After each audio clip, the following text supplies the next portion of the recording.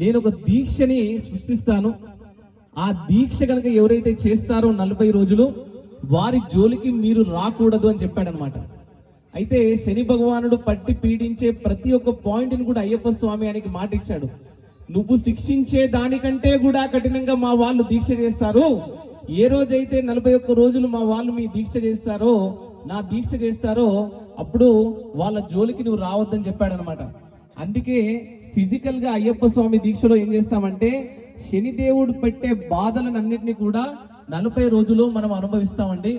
ఈ 40 రోజులలో చలి మనకి చలికాలంలో అయ్యప్ప స్వామి దీక్ష. ఇప్పుడు ఎండాకాలంలో నేను పొద్దున్న 4 గంటలకు లేచి ఎట్లాగో స్నానం చేయొచ్చండి, కానీ అలా కాదు.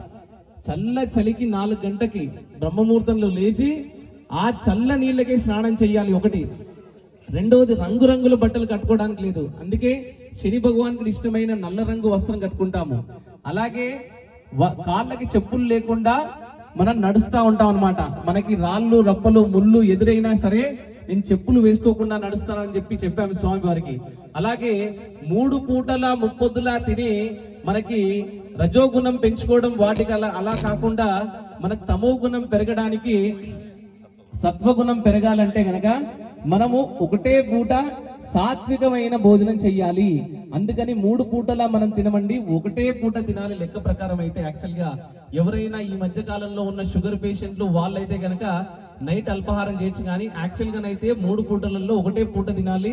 మిగతా 2 పూటలలో పాలు కానీ పండ్లు కానీ తీసుకోవాలి స్వామి.